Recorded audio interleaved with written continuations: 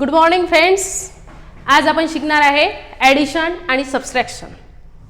आता तुम्ही म्हणत असाल ॲडिशन आणि सबस्ट्रॅक्शन हे तर आम्ही लहानपणापासून शिकत आलेलो आहोत, पण ॲडिशन आणि सबस्ट्रॅक्शन म्हणजे बेरीज आणि वजाबाकी याचे पण काही रूल्स आहेत.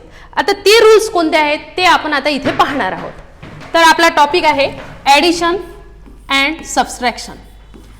आता ॲडिशन आणि सबट्रॅक्शन मध्ये काय होतंय बघा, addition and subtraction.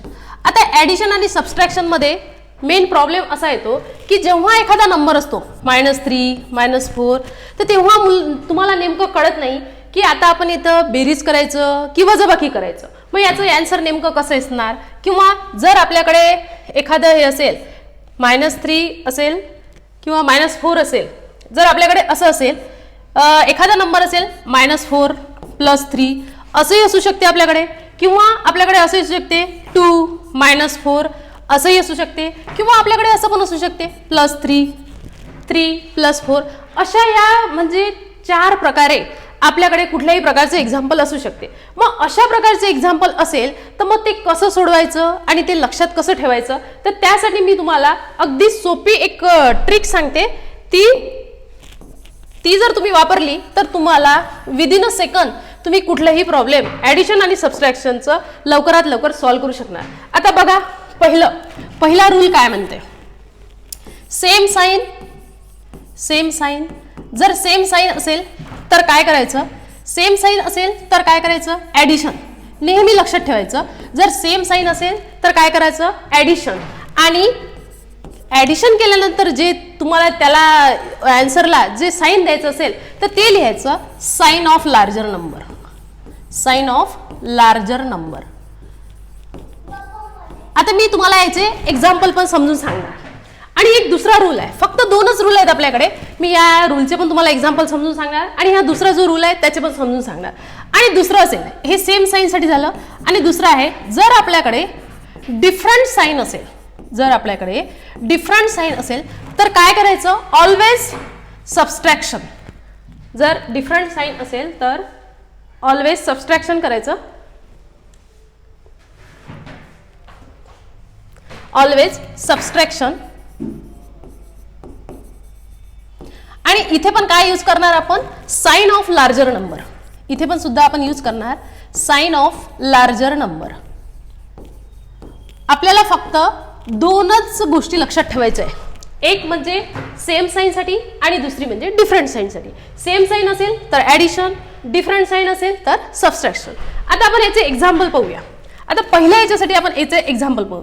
For example, तर म्हटलं मी सेम साइन. सेम साइन म्हणजे आपल्याकडे असेल, फॉर एक्झाम्पल आपल्याकडे असेल 3 + 4. 3 + 4 म्हणजे पहिल्या ह्याच्यात सेम साइन, कारण 3 ला पण प्लस आहे आणि 4 ला पण प्लस आहे. तर मी काय सांगितलं, काय करायचं आहे, ॲडिशन. म्हणजे मी काय करणार, 3 + 4 7. आणि काय म्हटलंय मी, साइन ऑफ लार्जर नंबर. आता इथला पण लार्जर नंबर कुठला आहे, 4. मग 4चं साइन कुठला आहे, प्लस, म्हणजे याला साइन कुठलं येणार, प्लस. ओके. देन आणखी याचं एक एक्झाम्पल पाहू, -3 - 4. आता सेमच एक्झाम्पल पण साइन चेंज, आणि दोघांचं साइन कसं आहे, सेम आहे.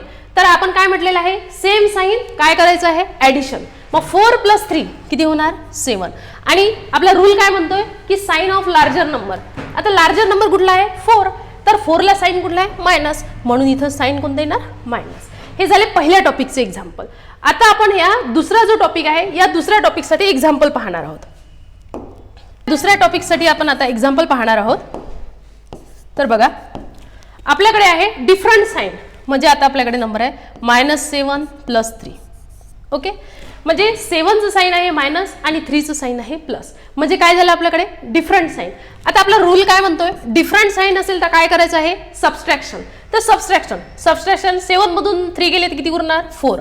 आणि साइन कुठलं द्यायचं आहे, साइन ऑफ लार्जर नंबर. तर लार्ज नंबर कुठला आहे आपला, 7. 7ला साइन कुठला आहे, मायनस, म्हणजे आपल्या इथं कुठलं साइन येणार, मायनस. देन आणखी एक एक्झाम्पल पाहू आपण.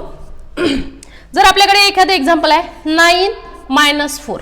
आता हे एक्झाम्पल आहे. आता या एक्झाम्पल मध्ये सुद्धा काय आहे, डिफरंट साइन आहेत. म्हणजे 9 ला कुठलं साइन आहे, प्लस, आणि 4 ला कुठलं आहे, मायनस. मग डिफरंट साइन असेल तर काय करायचं आहे आपल्याला, सबस्ट्रॅक्शन.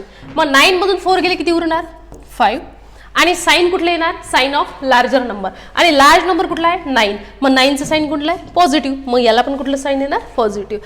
तर अशा प्रकारे आपण ॲडिशन आणि सबस्ट्रॅक्शन हे दोन्ही हे जे टॉपिक आहे अगदी बेसिक टॉपिक आहे ते फक्त या 2 रूलच्या सहाय्याने आपण शिकू शकतो. साइन ऑफ लार्जर नंबर हे तर दोन्ही यामध्ये कॉमन आहे. फक्त तुम्हाला एवढं लक्षात ठेवायचं आहे सेम साइन असेल तर ॲडिशन आणि डिफरंट साइन असेल तर सबस्ट्रॅक्शन. धन्यवाद.